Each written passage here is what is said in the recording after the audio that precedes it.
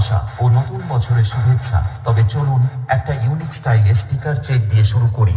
সবার প্রথম আমরা ভোকাল চেক করে নেব। তোমারি পরশে, তোমারি পরশে জীবন আমার ধন্য হলো।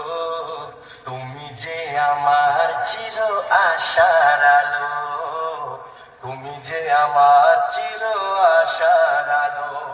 এবার আমরা পুরো গানটা শুনে নেব মেদিনীপুর স্টাইলে। প্রতিদিন তো যেন সন্ধ্যা হলো, পারে করো আমারে।